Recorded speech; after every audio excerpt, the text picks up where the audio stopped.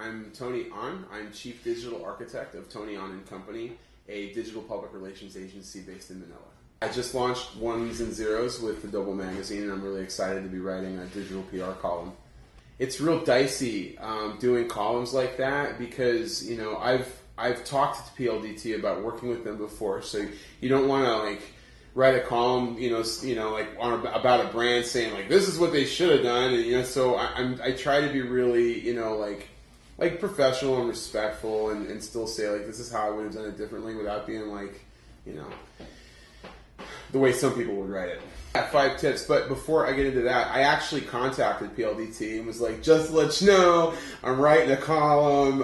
If you guys want to have any input, I offered them a chance to say what they'd like to say about it, because I also didn't have a good understanding of the timeline. I saw what the news had reported, but I didn't know the exact moment the MVP got word and at what time he made a decision and when he cascaded that to his staff, and that would have all been really helpful in writing the column. But yeah, I do have sort of 5 sort of rules of engagement when it comes to doing digital crisis work.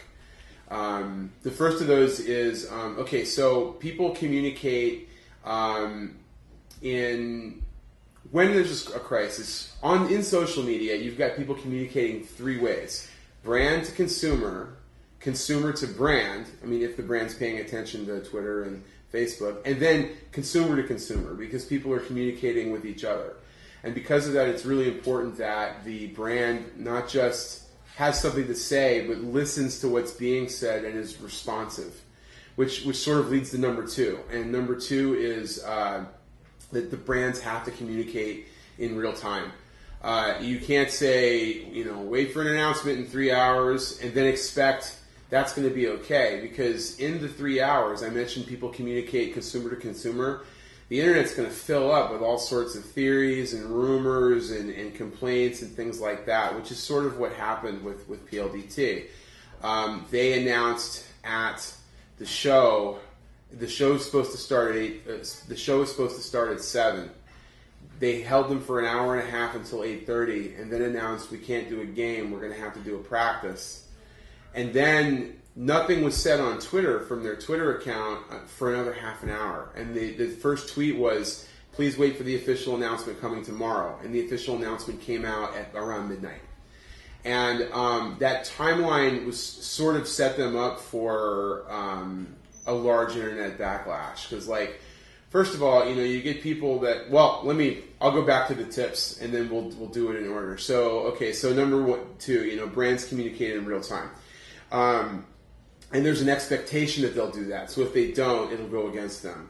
But the important thing is that when you're communicating, you have to have something of substance to say. You can't just say, "Oh, we're really sorry," and stay tuned for another announcement. And if the communication has no substance, which is my point number 3, communication needs to be informative. If you don't fill that information gap, other people will fill the information gap. And they may do it through falsehoods in the absence of credible information.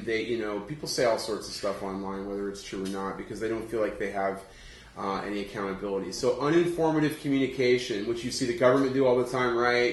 It's like they held a press conference, but they didn't really say anything. Uninformative communication can be interpreted as stalling or hiding something, which leads to number 4, which is you have to communicate with your credibility in mind. And that's not saying... I'm not saying tell the truth, because it's bigger than just telling the truth. Communicating with your credibility in mind, there's more to that than just saying things that are factual. If there's the slightest hint that you might be hiding something, because let's say there's something that you don't want to talk about. If you don't acknowledge that it exists, then people are going to go, oh, they're hiding something. But if you say, you know what, that's an area that we can't really get into for these reasons, some people may consider it hiding something, but it's still better than if you just pretended it wasn't there. You know what I mean? Especially if you're able to get into the reasons as to why you can't talk about it and the reasons are credible. In some situations, it's because you're protecting private people's information or protecting the identity of a child, or because you don't have permission from somebody to say something yet. You need to say why you can't tell people things to not be seen as hiding something. So having that general concern for your audience leads to the fifth point, which is backing up from what you're actually saying. We have to think about strategy, and that's where I think that PLDT tripped up a little bit. And that is that you have to think about it from an audience benefit perspective. Another way of saying that is, what's in it for them?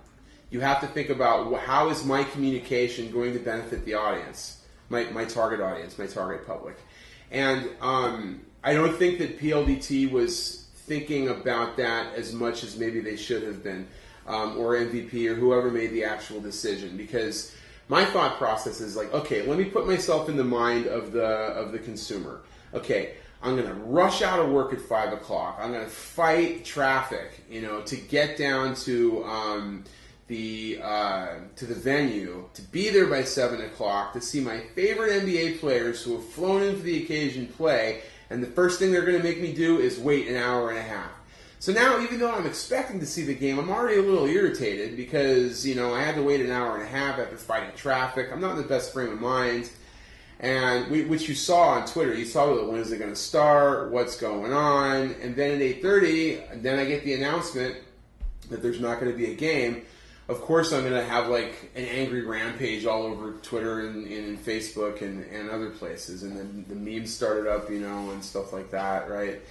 I think that if it was my decision to make, if I was in charge of if I had that power, I would have said, people are going to be angry if we cancel, but they're going to be a lot less angry if we cancel versus if we try to hold a lesser version of it after they fought traffic and got into this, to the venue and everything like that. So I would have, but I think, and I can't say for sure because PLDT didn't say anything to this effect when I talked to them. I think they were like, how can we not have to refund ticket sales? Because it's expensive to do that. We've got to reverse everything. We have to come up with a system for people to get their money back. Maybe if we just hold a practice, it'll be okay. And so I think they were more thinking about how they could pull this out than they were about what is the consumer going to want. So in the end, they still refunded the tickets, but they ended up with people really angry about it.